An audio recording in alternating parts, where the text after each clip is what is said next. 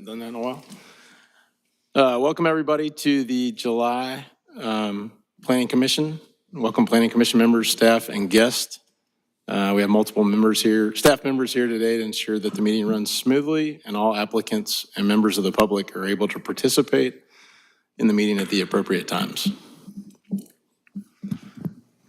If you are here today and would like to speak about a case, please provide your name clearly into the microphone, and please be sure to sign in either at the back of the room or at the podium for documentation purposes. If you're here today to speak about a case, you must speak up when the chairperson calls for public comment. I'll go ahead and call the roll. Mr. Causey? Here. Mr. Cohn? Here. Mr. Cook? Here. Ms. Davis? Here. Mr. Holcomb? Here. And Mr. Osorio? Here. We have a quorum. I'll give a brief review of the meeting format. Applicants with request before the Planning Commission are allotted a presentation time of 10 minutes. This time should include, but is not limited to, an overview of the project, case history, and any pertinent meetings held regarding the request. This time also includes all persons presenting information on behalf of the applicant, such as attorneys, engineers, and architects. This time limit does not include any questions asked by the Planning Commission or staff regarding requests. During the public comment period, members of the general public are given the opportunity to address their concerns in intervals of 2 minutes. After the public comment period, applicants have 5 minutes to respond.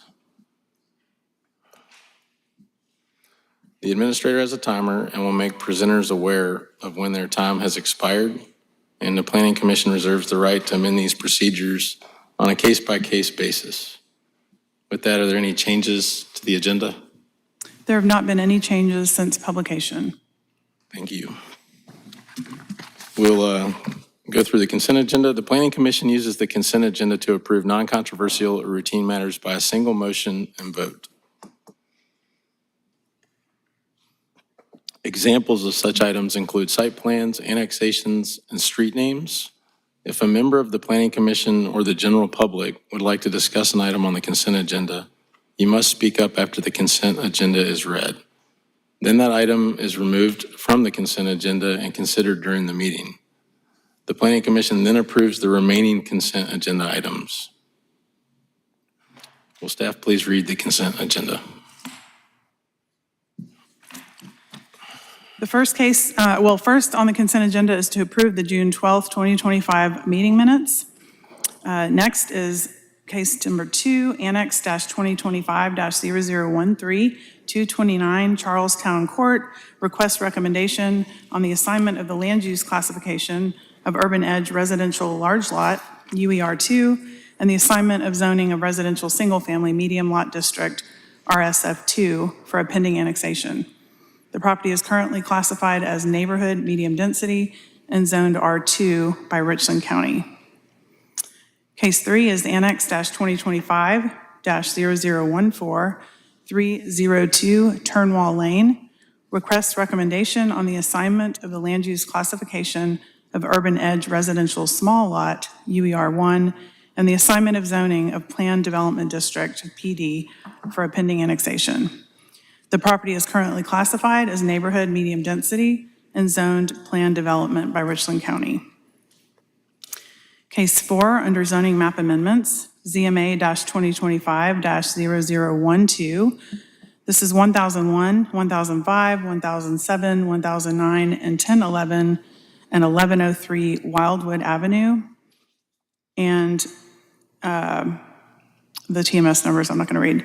Request recommendation to rezone the property from Planned Development District in a Historic Preservation Overlay District, OVHP, to Residential Single Family Small Lot District, RSF3, in a Historic Preservation Overlay District. Case 5, ZMA-2025-0013, 1013 Duke Avenue. Request recommendation to rezone the property from Planned Development District in a Historic Preservation Overlay District to Residential Mixed District, RM1, in a Historic Preservation Overlay District. In case number 6, under preliminary plat review, S-Plat-2024-0089, plus or minus 106.79 acres on the 4,000 block of Mountain Drive and the north side of Circle View Road. Request preliminary plat approval for the construction of a 208-lot, single-family residential subdivision, Riverbend at Broad subdivision. The property is zoned RSF3, residential single-family, small lot district. And a traffic impact study was included in your packet. And that concludes the consent agenda. Thank you. Are there any commission members that would like an item removed for discussion on the consent agenda? Are there any members of the public that would like an item removed from the consent agenda? All right, seeing none, we'll take a motion. Mr. Chairman, I'd like to make a motion to approve the June 12th, 2025 minutes, as well as today's consent agenda. Got a motion, can I get a second? Second. All those in favor signify by saying aye. Aye. Any opposed? Motion passes.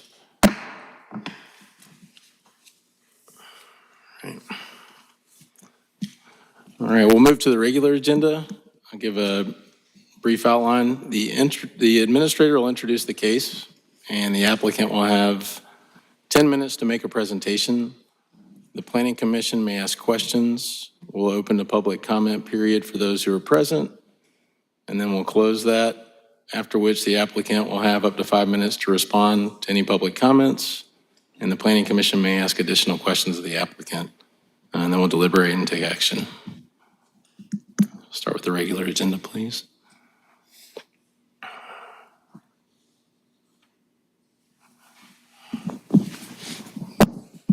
That brings us to S-Plat 2025-0046, 65 plus or minus acres, south of Senate Street, west of Pendleton Street, north of Blossom Street, and east of the Congaree River. Over the years, there have been many plans that show the extension of William Street between Blossom Street and Senate Street. This application will make this long-awaited extension a reality. This project entails the extension of William Street between Blossom Street and Senate Street in conjunction with William Street Extension, Divine Street, Green Street, and Pendleton Street will be extended west and will connect the proposed William Street. William Street from Senate to Blossom Street will contain a variable right-of-way width between 65 and 79 feet. This right-of-way section will contain sidewalks on both sides of the street, landscaping, street lighting, bicycle facilities, and a bridge. In addition, there will be a roundabout at the intersection of Williams Street and Green Street. The Divine Street extension west of Hugie Street will contain a variable right-of-way width between 73 feet to 57 feet, sidewalks on both sides of the street, bicycle facilities, landscaping, street lighting. In addition, Divine Street will be extended west of the proposed William Street towards the Congaree River. This section of right-of-way will contain retaining walls. The Green Street extension west of Hugie Street will contain an 100-foot right-of-way with sidewalks on both sides of the street, landscaping, and street lighting. This section of Green Street will terminate into a roundabout and will contain safety railings and a view of the river. The Pendleton Street extension west of Hugie Street will contain an 100-foot right-of-way width with sidewalks on both sides of the street, reverse-angled on-street parking, landscaping, and street lighting. With regards to this application, the applicant is requesting a variance to section 17-6.2, minimum right-of-way width of the Unified Development Ordinance, which allows the variable right-of-way widths instead of the required 100-foot for arterial roads. The city engineer has reviewed and approved this request in accordance with section 17-2.5T4A regarding land development variances. The Planning Commission will have various followings that they would have to make sure are met. In accordance with section 17-25J6 of the Unified Development Ordinance, the Planning Commission shall approve a preliminary plat application upon finding that the proposed preliminary plat is in substantial conformity with the approved such sketch plan and complies with the standards in Article 6. And staff has reviewed the preliminary plat and determined that it is in substantial conformance with the approved sketch plan. And should the Planning Commission be inclined to grant this approval of this preliminary plat, staff requests that the commission grant approval subject to staff comments as outlined in the case summary. And I believe the applicant is present and can go further into their case. Thank you. Is the applicant here?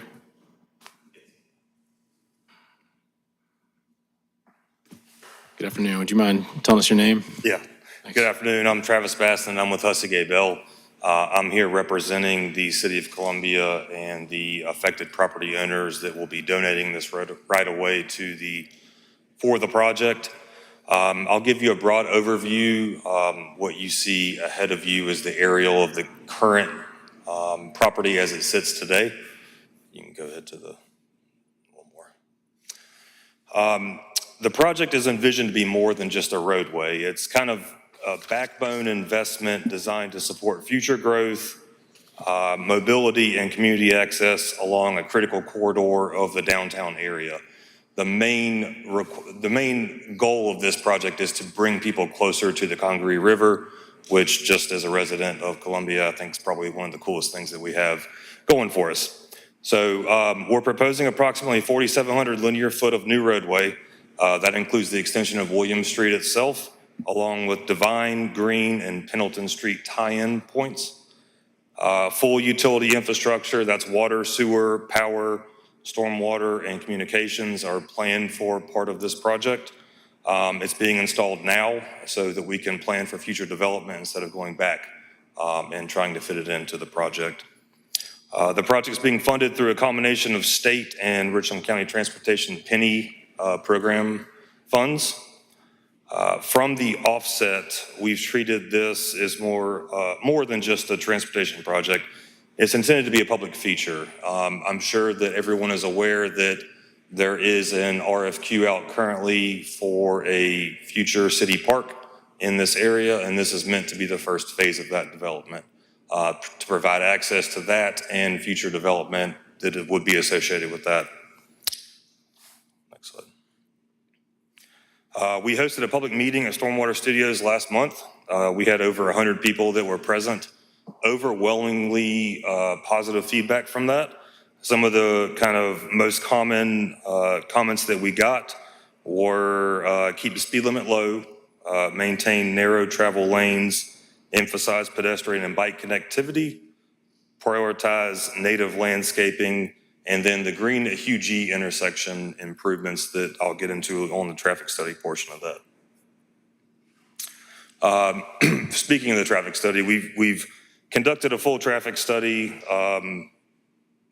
Coincidentally, Kimley Horn, who did the traffic study, is actually here tonight. So if there's any specific questions about that, happy to put him on the stand before he's supposed to be.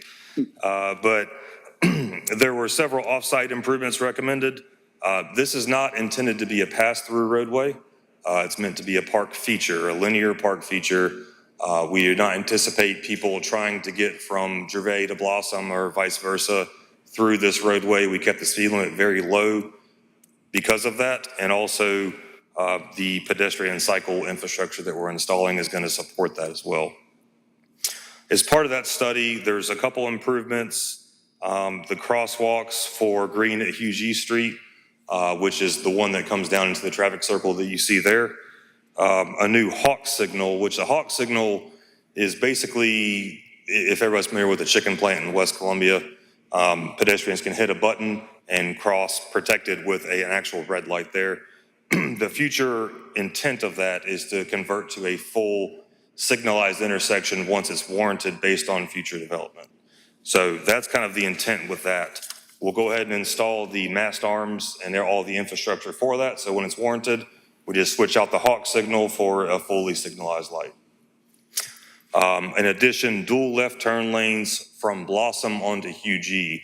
So this would be coming across the Blossom Street Bridge, turning left onto Hugh G Street. And then future tie-ins to Gervais Street on the other side of the street would be considered part of phase 2. And that's basically, you see, if you notice on the plan, William Street's improvements stop at Senate Street right now. That additional block would be part of phase 2, and I can get into more of that detail as why that's part of phase 2 and not phase 1. Next slide. From a stormwater standpoint, the site will follow a phased approach. Land disturbance and erosion control initially will focus on sediment control during construction. And then post-construction, all of these, so there's a water quality unit on the sheet that you have in front of you right now.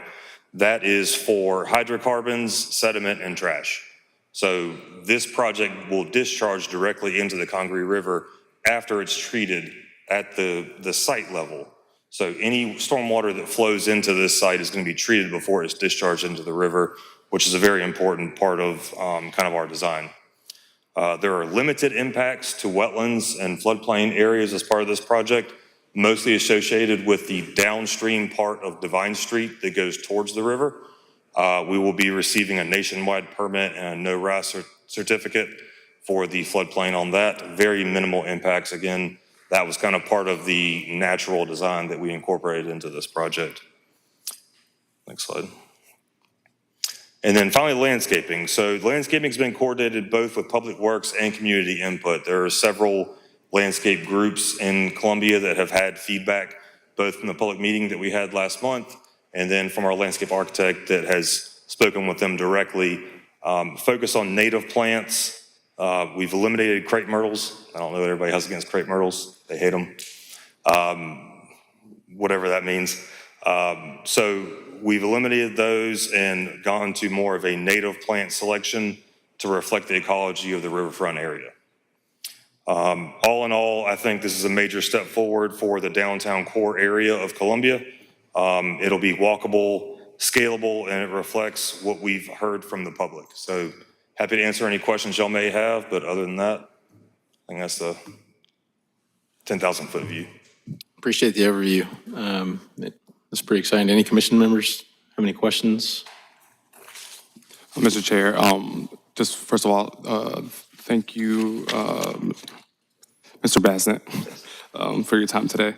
Just real quick on the variance that was requested for the variable right-of-way widths. Could you tell me a little bit about that? Sure. So if you can go back to maybe the first overview. Yeah, either one of those is fine. Okay. So the variance is that typically Columbia has 100-foot blocks. This is not a block of Columbia. We're not expecting this to develop like a block of Columbia, downtown Columbia. So what we've done is we've minimized the right-of-way widths, and then all the utilities outside of that will either be underneath the roadway or in easements, and that allows for more flexible development outside of the right-of-way. So there are minimum setbacks, buffers, things like that. By minimizing the right-of-way, we're maximizing the development potential for this site. I've got a question. West of Williams Street, excuse me, there seems to be a lot of impediments for development. The remaining wetland, I noticed the grades, the topography coming off of Williams, the creek that comes through. And I noticed one of the exhibits that was kind of small as you were presenting. What I'm asking is there an exhibit that shows what remaining land cannot be developed due to flood, wetlands, the creek, or anything like that? Because I think that may be the concern, is a bunch of development occurring between Williams Street and the river. Sure. So let me back up and go to the floodplain line on this site.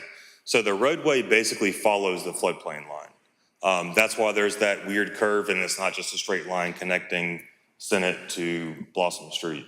It follows the floodplain line. Everybody knows that the Congaree River floods. The floodplain is very wide and flat. There is a significant drop-off, so the roadway that you're seeing proposed is outside of the floodplain for 99% of it. There's a little piece down on the Blossom Street end that extends into it, but by and large, most of the development we see between Hugh G. Street and this proposed roadway. So everything past that is going to be in floodplain. It doesn't mean that it's not developable, but it means that there is an additional step that you have to go through from a permitting standpoint with FEMA, with the City of Columbia, in order to develop anything down there. Now, that could be flow-through structures, that could be fill in one area and taking out fill in the other area to make sure our volumes are matching. It could be any number of things. So I can't tell you that That's not developable, but I can tell you it'll be more difficult and regulated from FEMA's standpoint. The remaining wetlands, since you are getting a nationwide permit, I would assume it could never be, well, you should never say never, but it would be highly unlikely that Correct. any So- additional impacts could occur. So we're getting a nationwide permit for the impacts to the wetlands for this roadway, which is a nationwide 14 permit. The Corps of Engineers who regulates wetlands from the federal standpoint does not let you chain nationwide permits together. So by and large, the majority of the impacts to the wetlands will be done as part of this roadway project. Now, as part of the park project, there's a separate nationwide permit. And the nationwide permits have a kind of an upper limit. You can disturb up to half an acre of a wetland with a nationwide permit. Outside of that, it's an individual permit. So I'm not going to say it could never happen, but in all likelihood, this will be the main impact to the wetlands in this area. How far does the floodway come up into the property? The floodway, which I wish I would show on here. So the floodplain, if you can imagine the William Street roadway is the floodplain roughly. The floodway is offset down. It basically follows the gravel road that Dominion put in for the remediation that they did. Follow that across to Blossom Street. That's basically the floodway. And there is very limited to no development allowed within a floodway, but in a floodplain, you can permit it with under certain circumstances. Okay, thank you. I have a question. So the park development, that's west in that So area? on this plan that you're seeing on the screen right now, it's the southwest, plan southwest. Okay. If you're looking at true north-south, it'd be west of this roadway, towards the river, basically. And I can't speak for the park necessarily, because there are several very qualified consultants looking at that, but I think one of the main entrances, one of the main park features is going to be the gravel area that you see on this plan from the Dominion area. That's very developable area that I think park features could be placed within. Thank you.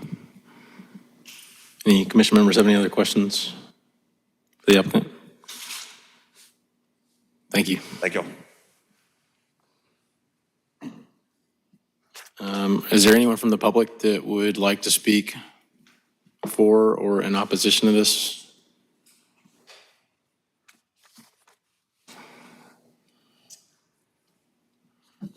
If you wouldn't mind telling us your name. Good afternoon, Mr. Chairman and members. I'm Bob Gild. I live at 314 Pall Mall Street in the Granby Mill Village neighborhood. We're immediately to the south of the project area, and we use William Street to egress our neighborhood onto Blossom Street. We're really excited about extending the Three Rivers Greenway in the future from Granby Park in my neighborhood to ultimately link up with the existing greenway at Gervais Street and to the north. I was involved in designing Granby Park in our neighborhood with the River Alliance. There's a sign in my neighborhood that says temporary end of Three Rivers Greenway. It's been there since 1996, and so we're eager to see in the 2025, 26, 27 timeframe an extension as described by the city.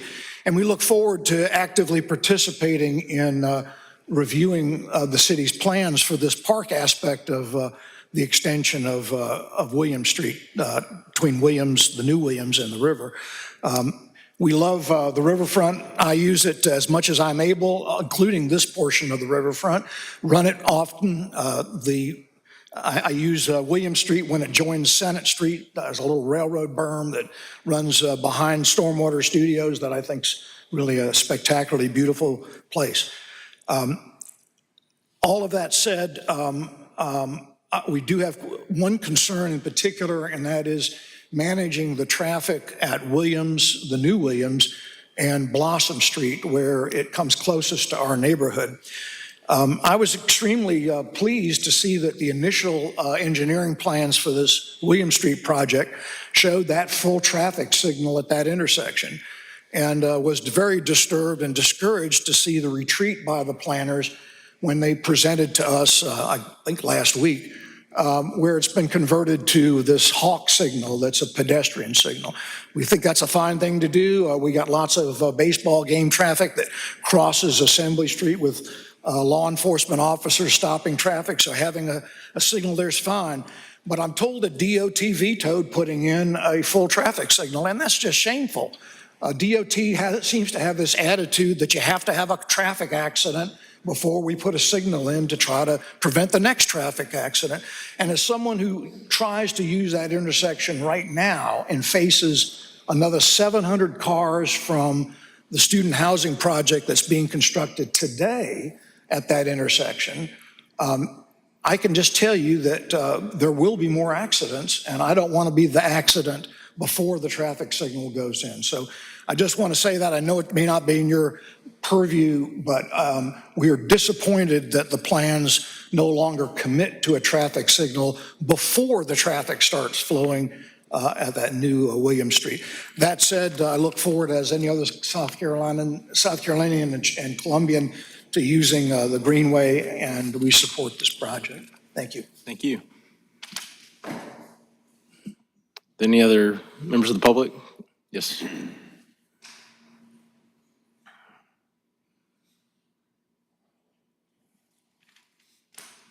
How you folks doing? My name is Reagan Freeman. I'm the Director of Development and Advocacy for the Coletown Bike Collective on Elmwood. I will tell you, as someone who actually lives over the river and has to cross on a bike or on foot at the McDonald's in UG every day, this is going to be a lot better for pedestrians and cyclists. It's tremendous what's happening here. So we support it 100%. We had a great turnout at the public meeting. The staff, as always, does an incredible job.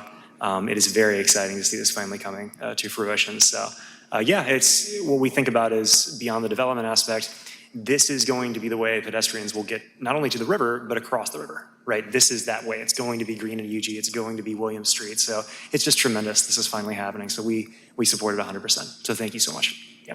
Thank you. Do we have any other? Yes. Thank you.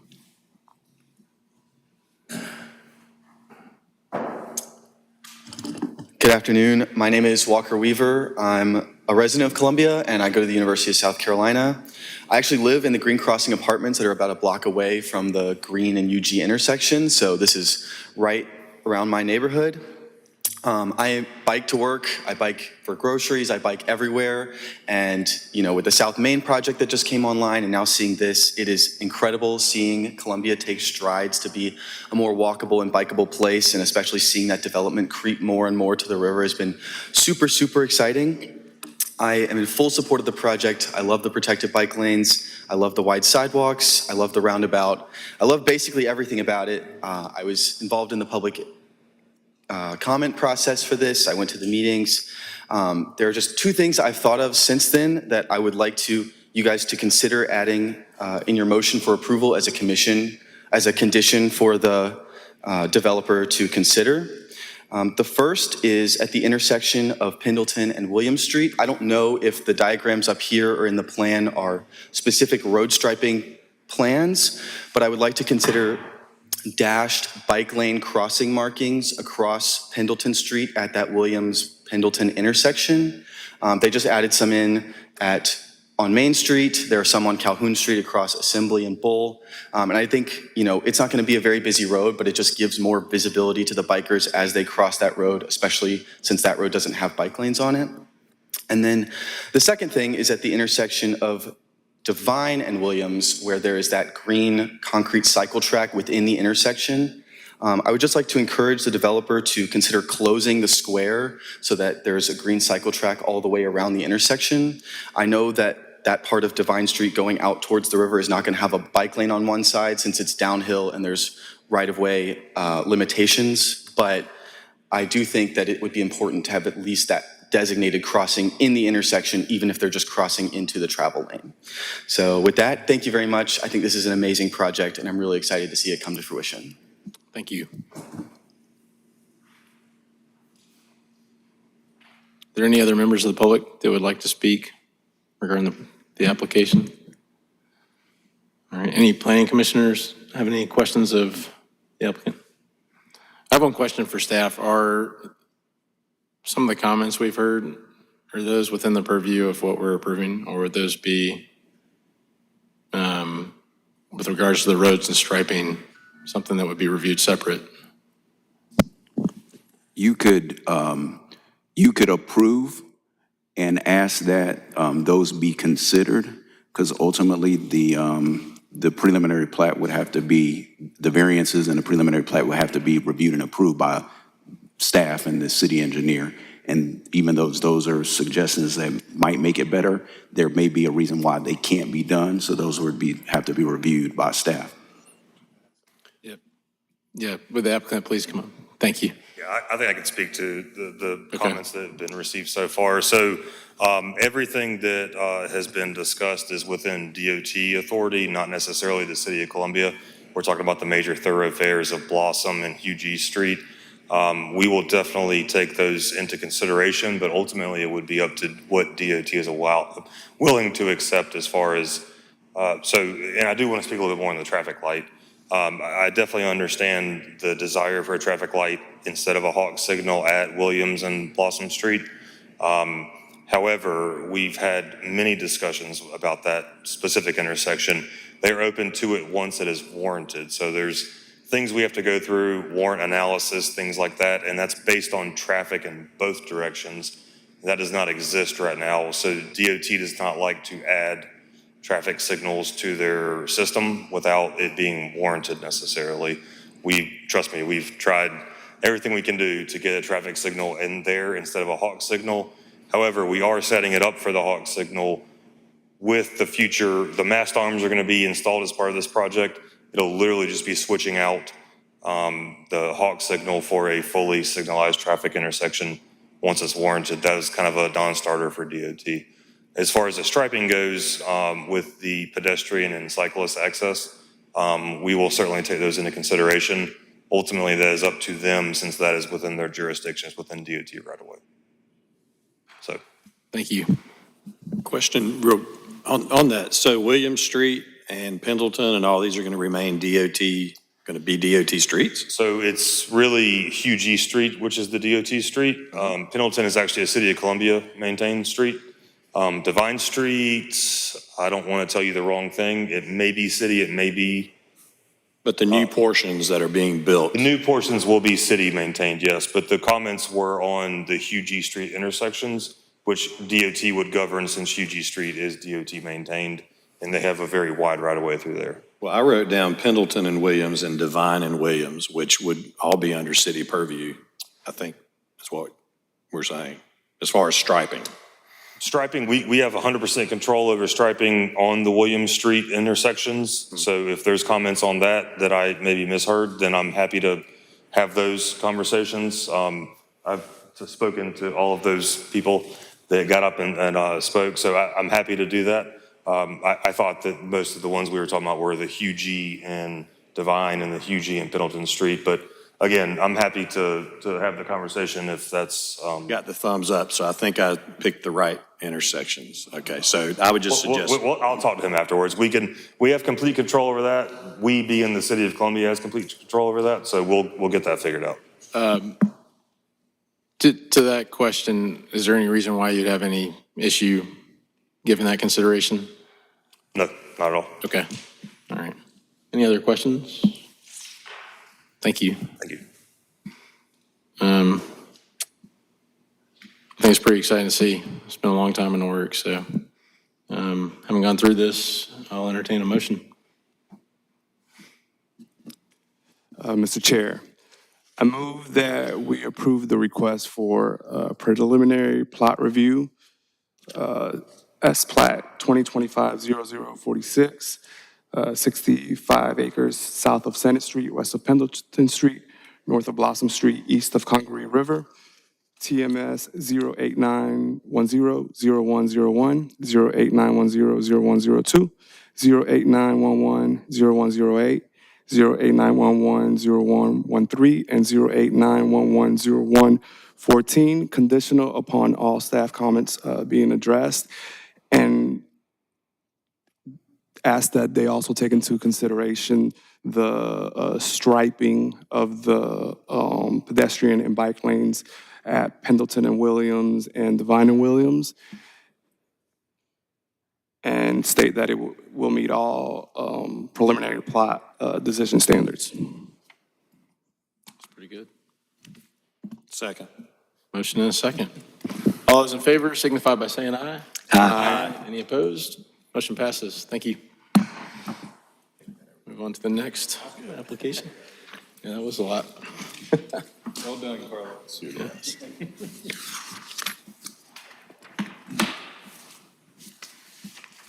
That brings us to our next case, which is S-Plan-2025-0009 at 1400 Assembly Street, 1415 through 1423 Main Street, and 1104 Hampton Street with various TMS numbers. This project entails the construction of a multi-story building, 14, 23, and 27 stories, that will contain multifamily residential, student housing, a parking garage, and retail space on 2.5 acres within the 1400 block of Assembly Street. The proposed development will contain 240 market rate apartments, 485 student housing units, an amenity space, 2,200 square feet of retail along Main Street, and a parking garage with about 1,605 parking spaces. In addition to vehicular parking spaces in the garage, the applicant will also be providing long-term and short-term bicycle parking spaces. Staff has reviewed the major site plan application and determined that the standards of 17-25J6 of the Unified Development Ordinance are met. And should the commission be inclined to grant the approval of the site plan, staff would request that the commission do so based upon staff comments. And the applicant is present and can go further into detail about their case. Thank you. Would the applicant mind speaking? Good afternoon. Hey, good afternoon. Doug Titchener, Core Spaces. First, just want to say thanks for having us back again. We've been through BZA May 1st, got approval, DDRC on May 15th with unanimous approval. Just can't thank staff enough and everyone that's been a part of this process. It's been a collaborative effort and just excited to be back here before you to present this project. Again, this is a project at the 1400 block of Main Street. It's a substantial project, as you indicated. It's about 725 units in total, 240 of which will be market rate in a 26-story tower, and then a 22-story component that will front Washington and Assembly Street. It's going to be transformative for that block. I think you all know what's there today. It's been a surface lot for many decades, so we're excited to be able to bring this development to that site. It didn't come without its challenges. Obviously, there's a lot of coordination with bringing that many units. You also have to park for those occupants in addition to the other office buildings that are there. So in addition to just bringing this development, we're providing a parking solution for the existing offices at 1441 Main, and then additional parking for the office building at 1401 Main. Site's about 3 acres, just under 2.62 acres. Again, 725 units. The parking garage in total, the parking is around 16 to 1,650 parking stalls. 450 of those will be dedicated to the city. Another 250 to 300 will be for the office building at 1441, and then the balance will be for the residents of the building. The project in its entirety, we've been through, again, DDRC, BZA, and continue to speak with staff about just collaborating on the design of the building from the exteriors, also kind of getting into the conditions of the site plan that we're talking about today. So without further ado, I'll bring up Mark D'Souza from Thompson Hutton, and he can kind of get through the site plan and get into the details if you have any questions. I'll be here too. Thank you. Good afternoon, Mark D'Souza, Thompson Hutton. I'll walk through the site plan and kind of give some high vantage points. If you can go to C1.1, if you don't mind. Yes. Okay, just kind of walking around the property. So we're bounded on the north by Hampton, on the west by Assembly, and on the south by Washington. And we do have a small portion of the project that does approach Main Street. So looking at accesses, if you look at Hampton Street, there's an existing two accesses today. One's a service corridor and one's a parking lot. So we'll turn that into three. We'll maintain the service access. We'll have the existing parking garage access to the bank building there, and then we'll have a new access to our proposed garage. And then walking around the site, going to the west and coming down Assembly, you'll see we have proposed two accesses. This is an improvement from the 5 that are there. If you notice today, there's a parking lot with 5 cut-throughs, parallel parking, and it's really kind of crazy getting in and out of there. We're going to reduce those to 2 centralized accesses. The southernmost one will be just a service corridor. It'll have box trucks, delivery trucks, and refuse coming in and out. The service access, or the access to the north of that is the right in, right out for the parking deck. So those are both centralized. Walking south on Assembly and then going east on Washington, you will notice there are no accesses. There will be, the city building and the city parking lot maintained in that area. Talking about setbacks, we are in the downtown activity center, so we'll adhere to the city center design overlay. The requirement for setbacks are that it's appropriate with adjacent properties. So starting on the east, on Main Street, we are between 2 existing facilities. So you have the city building on the south, you have our new proposed building, plaza in the middle, and then on the north, you have the bank building, 1441. And we are averaging that setback there. So we will be adhering to the code in that manner, creating a gentle kind of flow as you walk north on Main Street. If you go to Hampton and you start walking west towards the county library, you'll see that we have actually pulled the parking deck off of the property line by approximately 6 feet in order, and that was part of a DDRC kind of agreement to kind of back the parking deck off and kind of create some more green space there and activate it. And then as you come around Assembly and start moving in front of the library, essentially, we maintain that 6-foot setback, which was really not a requirement. It was kind of an agreement between the city and the developer. That'll be green. As you cross the 2 accesses and go down to Assembly towards the townhouses, we have a grass space that is proposed on the west side of the property line, and then a grass space on the east side, and that'll total 6 foot before the townhouses begin. So you'll have kind of a good separation between the sidewalk and the townhouses, creating like a spatial change, essentially. That'll maintain all the way down to Washington Street, and then we'll maintain that as well as you go east on Washington Street with grass and a setback. So talking about that kind of is the setbacks, the accesses, utilities have been approved with a pre-capacity agreement with the city, so water and sewer should be there. We're still under permitting, so everything's moving forward pretty much by the book, so there's not a lot of, there's no variances, there's nothing crazy being asked for.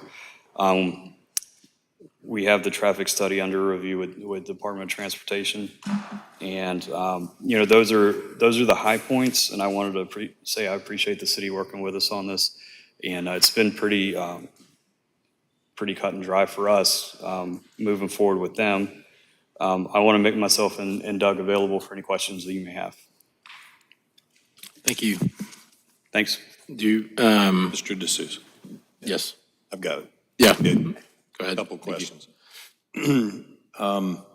Where's the retail? So the retail portion will be on Main Street. Okay, that's what I thought. Yep. So that whole little block right there along Main. Mm-hmm. There you go. Yeah, It's a 2-story podium. that right there is where the retail is. One of the things that was really important to us when us and staff, in collaboration with staff, was to create a condition there, not just to have, not just have retail. We're going to put retail in all of our buildings, but also to create retail that's going to thrive and create a hard corner, a perceived hard corner with that plaza space that goes deep there. So there's a number of things that we're doing there. it started off with the mural. Obviously, we don't want to cover that up with a building. There's other urban conditions throughout the country that give good examples and precedents for how we could do that here. So we set our building back intentionally to create a plaza condition similar to what you have on Main Street. And then you have retail right there that's going to be able to do better with that kind of environment, right? They can access it, available to the public, and also a good amenity to residents in the building. Am I seeing at-grade access along Washington and Assembly for the ground floor?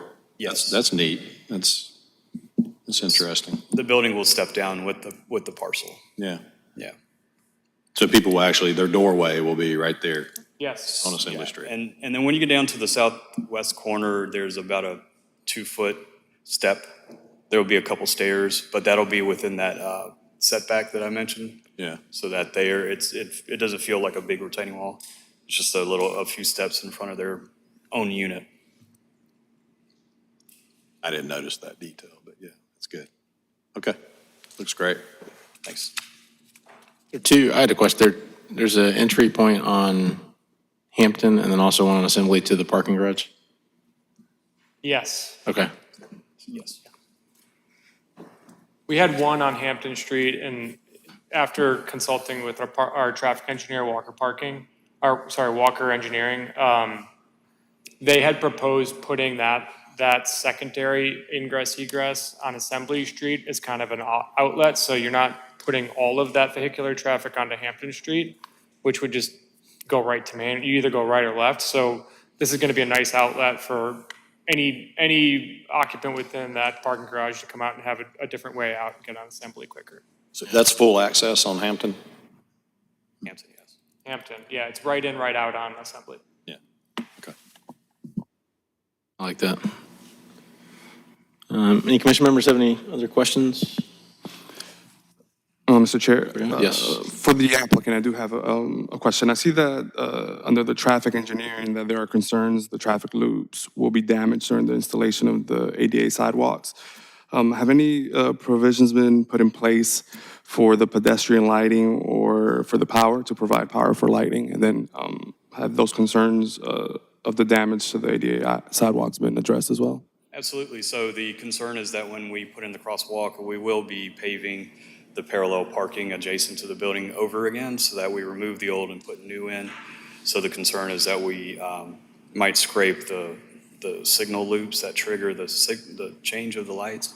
So we will allocate funds to replace that if it occurs. And then lighting will be done with a photometric plan in coordination with Dominion Energy.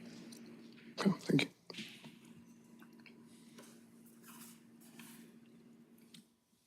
Thank you. Thank you. Thanks. All right. There any members of the public that would like to speak for or in opposition of this application? All right. So the comment's pretty exciting. Good infill, and need to see things happening. If we're good, we'll have a motion. Mr. Chair, I move that we approve the request for major site plan approval conditional upon all staff comments being addressed and that it will meet all site plan decision standards. We have a motion. Can I get a second? Second. All right. All those in favor signify by saying aye. Aye. Any opposed? Motion passes. Thank you. Move on to the next application.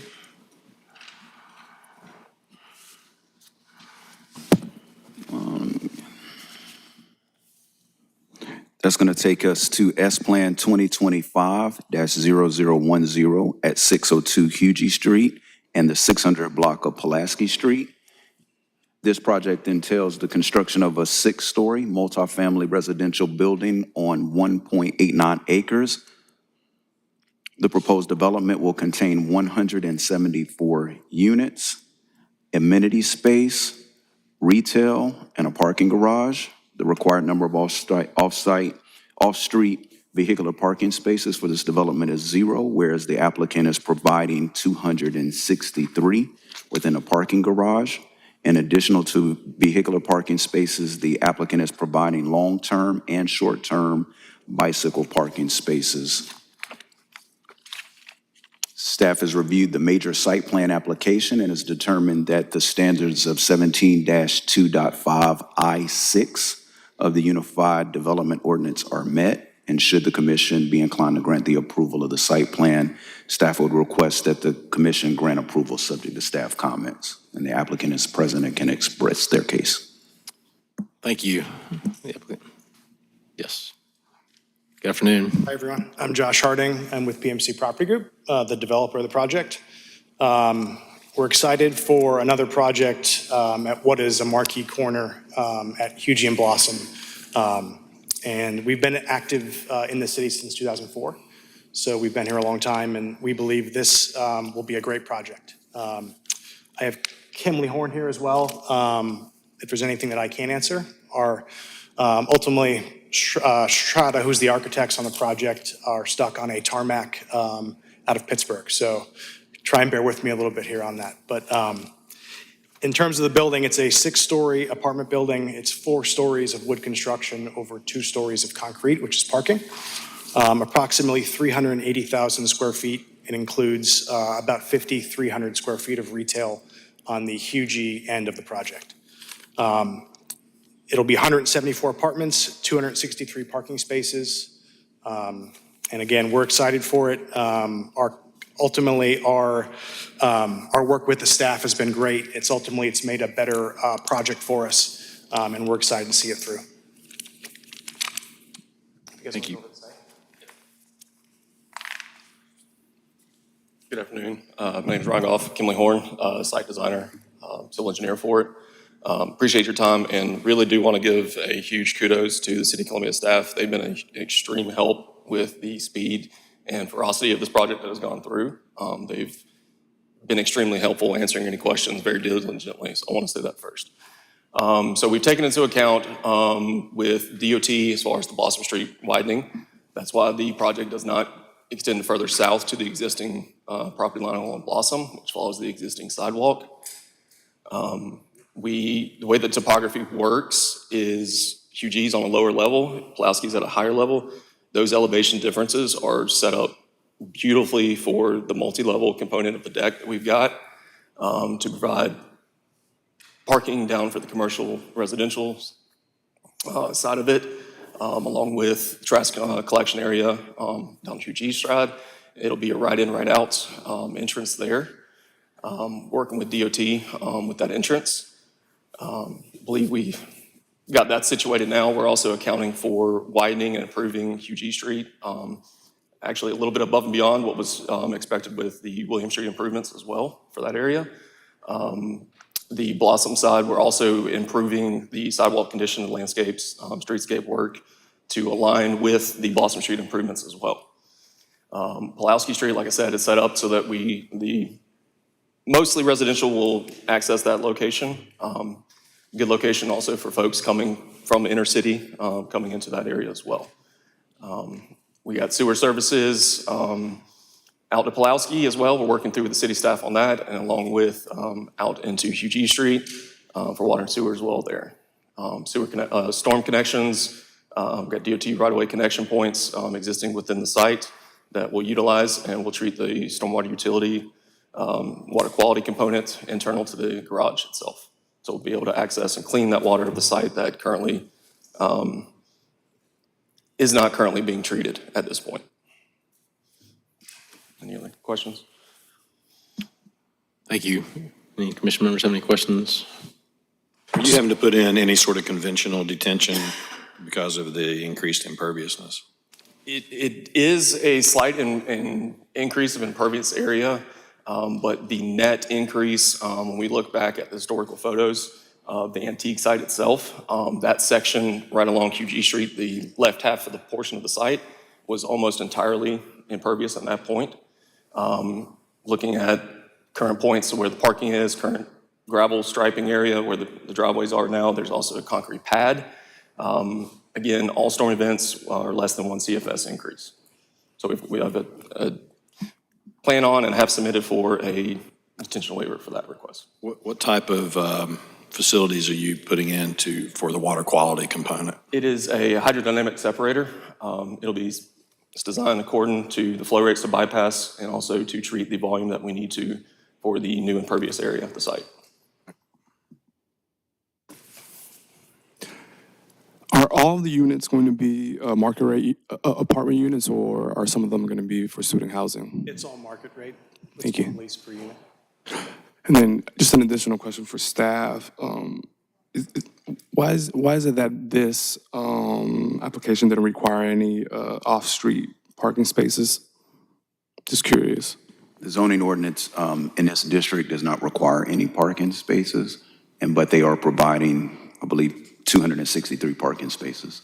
Okay, and then just one additional question for the applicant. I see that long-term and short-term bicycle parking spaces will be made available. Do you have a number on those? I don't off the top of my head. I believe there was a code requirement on that, if I'm not mistaken, in terms of the count.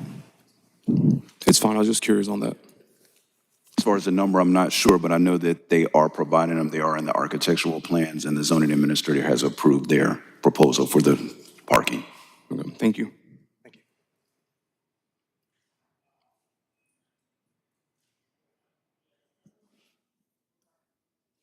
Any other questions? Thank you. Thanks. Are there any members of the public that would like to speak either for or in opposition of this application? Mr. Chairman, again, Bob Guild with the Granby Neighborhood Association. We've had a long and very productive, positive relationship with the developer PMC. They saved our mills, Granby and Olympia Mill, when other developers said they could not be done, had to be torn down. They've rescued the Palmetto Compress under similar circumstances. And they have renovated a number of historic mill houses to meet our neighborhood architectural conservation district standards. And they've managed their properties well. So we're very supportive of the quality work that they've done. We look forward to continuing to work with their management on the architectural exterior design. We're looking forward to meeting their architects and talking to them a little bit more, and that'll be before I understand DDRC, but we're otherwise supportive of the project. Thank you.